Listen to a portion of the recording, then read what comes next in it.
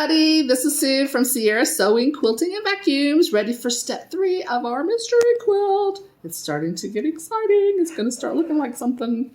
All right, so the first step, I am going to take my medium dark half square triangles and I'm going to sew those into a pinwheel. Now remember, I'm going to look at my chart and whatever size you're doing, that's the number that I'm going to do. If I'm doing a lap, I only need to make 8 of these. If I'm doing a king, I need to do 41 of these or whatever in between, okay? So to start with, I'm going to sew them into twosies. Pay attention. You want it to look like the picture. So if the dark is the top right-hand corner, I just want to make sure that this is the same as this. Or again, you'll be sad when it comes together. Okay? So I'm going to sew these into twosies. I'm going to make that pinwheel match. If I've pressed both toward the dark side, you can see there's a little intersection where that seam allowance comes together. I sewed the half square triangles with light thread, but I sewed them together with dark thread. So hopefully you can see what I'm doing here. But I'm going to take my pin, I want to put it right in that intersection, just like so, and it should come out right where that point is. And I'm going to put it in the next block, again, right where that point is. Kind of squeeze them up together.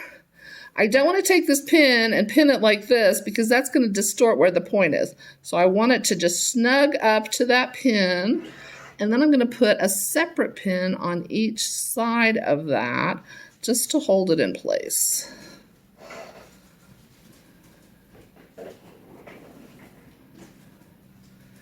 And then I can take this one out now. And I'm going to pin my 2 corners like so. And it's ready to stitch. So when I stitch, I want to make sure that I'm crossing where that thread intersects. And that's what's going to give me that nice sharp point in the middle, because you want pinwheels have to look good. If people that don't know beans about quilting will realize if your points don't come together in the middle of a pinwheel. Okay. So when it's all stitched, it should come together like that. I think that's pretty good. It's beautiful. All righty. Then you're going to take some of your pieces that you used last time. I believe this is Unit B. And I'm going to stitch that on each side of those pinwheels that I just made. Okay? So I'll have one on each side, which looks something like this. Starting to look cool, right? Yep. Okay. Then remember those Unit C, those weird pieces that we did last time that everyone went, huh? Guess what? Those go on the other 2 sides, and it makes this little whirligig block. What do you think? Whirligig. Starting to look like something? All right. It's awesome. Now, I love your fabrics. I know. I love this Aboriginal fabric. So you will have used up all of your your medium dark fabrics and your light medium fabrics. You should still have light dark half square triangles left over. And a bunch of squares. Okay? So there's still more to come next month. We will see you then. Thanks so much. Have a good one. Bye-bye. Hey everybody, Sue here, back again, and we're going to talk about some of the ironing products that we use in this time. So in this particular block, the pressing is particularly important. So I'm going to go through my get up here. So I'm going to start on the bottom. It's the Fuse and View pressing mat. So what it is, it's a non-stick mat, but it's nice because it has grip and it's going to not slide around on my table so much. And what I really like about this is it keeps the steam from absorbing into my table. So what I found was when I just used my regular wool mat that I love, it absorbs the moisture in there and that damages the surface underneath if I don't have a protector in between. And this Fuse and View mat is perfect for that. And it's also great for applique. That's another video. So we'll get into that next time. But I've got my wool mat. I know this has been around for a long time. These are really popular. But it helps in that when I'm pressing, it keeps the fabric from slipping on my surface, so I get a more accurate press and I don't get the little wobbly seams, which are not good. And the other thing that I really love, especially on this particular block, is it's called a seams flat stick. So what it is, it's just a round piece of wood and it's got the wool covering on it. And again, it helps keep my mat from slipping.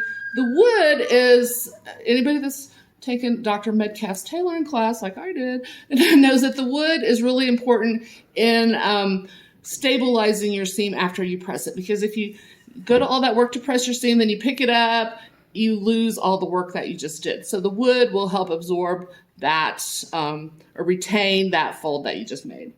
So anyway, the other really fun toy that I have, this is the Mighty Mini Steam Iron. Okay, tiny little iron, and it's perfect to have sitting right beside your sewing machine. I love it. It's nice and lightweight. It's got an ergonomic grip. And look at this. You can put a tiny little bit of steam in here. So you can pour it right in there. And so you've got a little bit of steam iron. Honestly, I don't ever use that because it goes so fast. So I just use my little mister, and I'm not frustrated.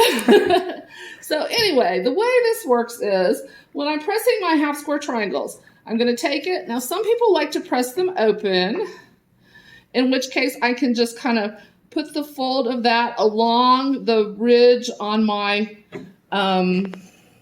my stick, press that open, and I can just run my iron right across that. Super easy, much easier than when it's flat.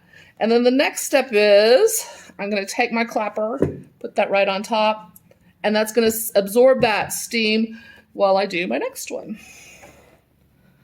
Now this time, the way I'm going to do it, I am not a real fan of pressing seams open for the most part. In some blocks, it's beneficial, but on these, I'd rather press it to one direction or the other because I can use that seam allowance to oppose the seam and get my nice sharp points that I like so much. So I am just going to take my iron and use that. Works just the same, okay? The nice thing about the rolled edge is that it prevents, sometimes you get a shine on the back of your, or on the front of your fabric where that seam allowance is, and this will prevent that.